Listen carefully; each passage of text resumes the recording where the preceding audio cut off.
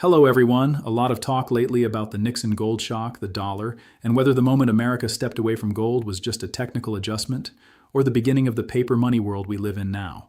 So, in this video, we're going to separate the clean textbook version from the messier real version. And you are going to walk away feeling a lot smarter about why gold keeps returning to the center of the conversation. Today is Monday, May 4th, New York time. Comment below what day and date you're watching from, because I want to know where this community is watching while this monetary story keeps heating up. And if you value this kind of breakdown, support the channel by subscribing and commenting John A.G. Best. Simple as that. It tells me you want more calm, direct, no fluff explanations. So, in case you haven't heard the basic argument, it goes something like this. Gold was once the measuring stick behind money. The dollar was not supposed to float around purely on political confidence.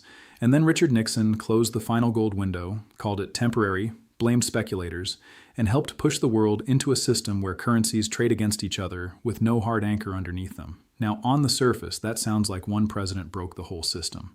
And okay, there is some truth in that. But it's not the whole truth. The uncomfortable part is that the system was already under stress before Nixon ever walked in front of the cameras. The United States had more dollars circulating abroad than the gold promise could comfortably support at the old fixed price. Foreign aid, military spending, overseas investment, and the cost of Vietnam were all pressing on the same weak spot. The dollar was still treated like the center of the system, but the metal behind it was becoming harder to defend. Under Bretton Woods, foreign currencies were fixed to the dollar, while the dollar was expressed in gold at $35 per ounce. And by the late 60s, the official structure was already under real strain. So the first thing we have to understand is this. Nixon didn't invent the pressure. He made the decision that turned pressure into a permanent break. And that's where the story gets fascinating. In his national address, Nixon told Americans he had directed the Treasury to suspend temporarily the convertibility of the dollar into gold or other reserve assets. He also framed the move as a defense against international money speculators and told most Americans that their dollar would be worth just as much tomorrow as it was that day. That was the reassurance. That was the calm voice. That was the promise. But here's the problem with temporary government decisions. Sometimes temporary becomes permanent because permanent is more convenient. That is really the heart of the Nixon shock, not just that the gold window closed. The shocking part is that the door never reopened, and once it stayed closed, money changed from something disciplined by an outside reference point into something managed by policy committees, political incentives, debt markets, and confidence. Now, before anyone says, okay, so gold fixes everything, slow down. It doesn't. A gold-linked system can still be mismanaged. If the price is set wrong, if governments spend recklessly, if credit expands faster than the anchor can support, then even a gold system can crack. So I'm not here to sell a fairy tale where one metal magically solves human behavior. However, the opposite argument is also weak. The idea that gold is just some ancient relic with no modern relevance does not fit what governments themselves are doing. From recent market updates, central bank gold buying remained historically strong even after a major price rally, with full-year purchases still far above the old average from the previous decade. That tells us something. The people managing national reserves may not shout about gold on television, but many of them still want more of it on the balance sheet. And this brings us to Judy Shelton. The reason her argument gets attention is not just that she likes gold. Plenty of people like gold. What makes her interesting is that she comes from inside the policy world, but keeps asking a question that many policy insiders would rather avoid. What is money supposed to measure if the measuring stick itself keeps shrinking? That's not a small question. Money is supposed to be a unit of account, a medium of exchange, and a store of value. The dollar still works incredibly well for transactions. Let's be honest about that. People still get paid in dollars, borrow in dollars, save in dollars, and price most major assets in dollars. The dollar is not dead. Anyone saying that is getting ahead of the evidence. But there is a difference between using money because the system requires it and trusting that money as a long-term store of value. That's the gap gold lives inside. Based on recently published reserve data, the dollar still holds the largest share of official foreign exchange reserves. But that share is now in the high 50s, not the low 70s where it sat roughly a generation ago. Again, that is not a collapse, it's a drift. But long monetary transitions usually start as drift before people recognize them as direction. And when you combine that reserve drift with sanctions politics, record debt, large deficits, and inflation that households can feel, you start to understand why gold is not just an investment story. It is a trust story. Now let's talk about inflation, because this is where regular people don't need a PhD to understand what's happening. When prices rise and then the inflation rate cools, politicians often speak as if the problem is solved. But families know better. If groceries, insurance, rent, repairs, and utilities already moved higher, Slower inflation doesn't return the old price level. It just means the squeeze is growing more slowly. The latest consumer price data still showed prices rising over the prior year, even after the worst inflation burst had supposedly passed. That's why the 2% target bothers sound money people. It sounds harmless. It sounds gentle. But if your measuring stick is designed to lose value slowly, then losing value is not a failure of the system. It is the system. And this is where the Nixon decision becomes more than history. It becomes a mirror. Because after the gold tie was broken, discipline had to come from somewhere else. In theory, it would come from responsible fiscal policy, responsible central banking, and responsible political leadership. And sometimes it did. But the temptation to borrow now, spend now, promise now, and push the cost into the future became much easier. This is why people connect the Fiat era to the welfare and warfare state. Not because every social program or every military action is caused by paper money. That's too simple. But because a system without a hard external restraint gives governments more room to finance commitments without asking voters to feel the full cost immediately. That cost still arrives. It arrives through higher debt service. It arrives through inflation.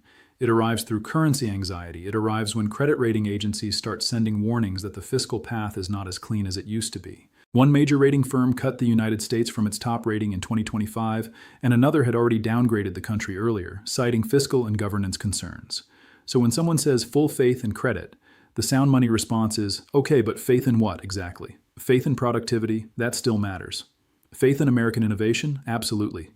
Faith in deep capital markets? Yes. The United States has real strengths, and we should not pretend otherwise.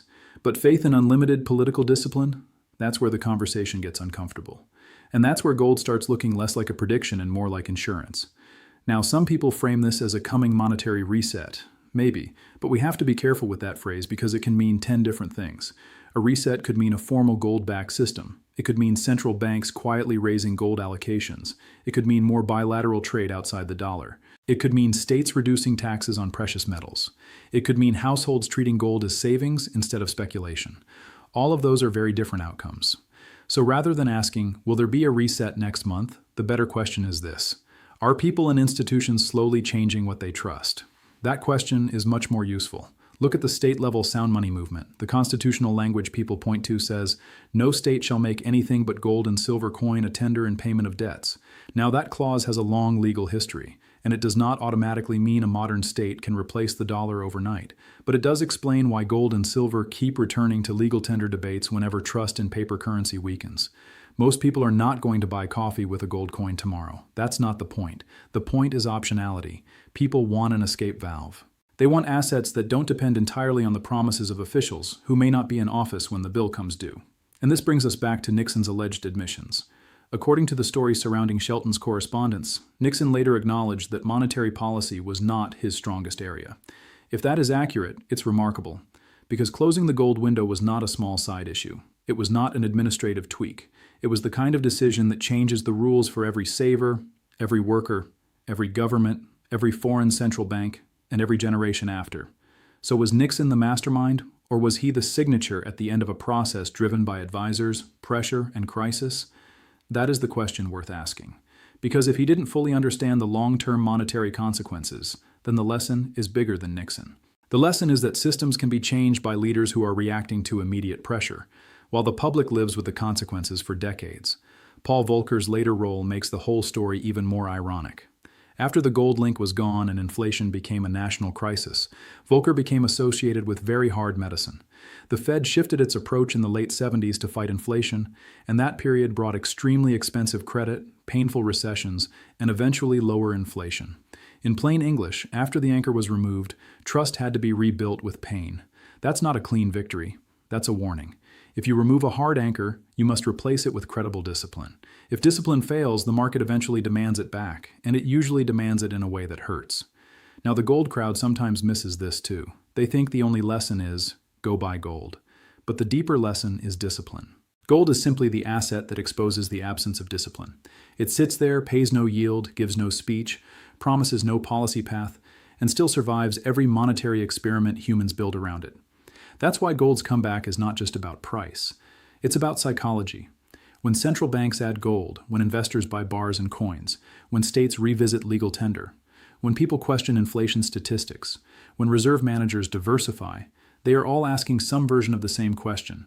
Can we trust the measuring stick? If you're successful, share your success story in the comments so others can stay motivated. Seriously, those comments help people realize this is not just theory. Financial education can change behavior. And one more thing, the danger is not that every dollar disappears or every bank fails. That kind of fear sells, but it is not the serious point. The serious point is slow dilution. It is the way a worker can do the right things, save regularly, avoid reckless debt, and still feel like the finish line keeps moving. That feeling is not imaginary. It is what happens when the economy measures success in nominal dollars while real purchasing power quietly changes underneath.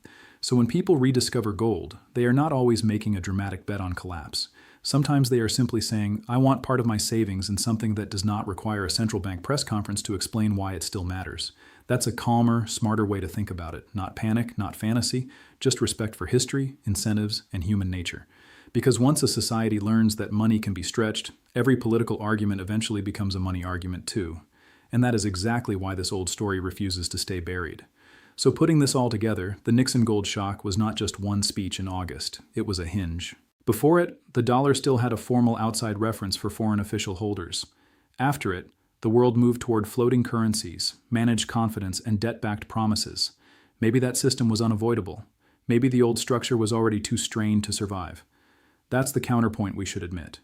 But even if closing the window was unavoidable, leaving it closed forever created a new world with new incentives. And those incentives are still with us. More debt, more policy dependence, more inflation debates, more reserve diversification, more gold accumulation, more people asking why money earns a name like stable when their cost of living doesn't feel stable at all. That is why this story matters right now. Not because we can rewind to 1971. We can't. Not because gold will magically repair every fiscal mistake. It won't. But because the original promise of money was dependability, and once people stop believing in that dependability, they start searching for something outside the system. Gold is that outside thing. It is not perfect. It is not convenient. It is not digital magic. It is not a guaranteed trade. But it has one quality that fiat systems can never manufacture by decree.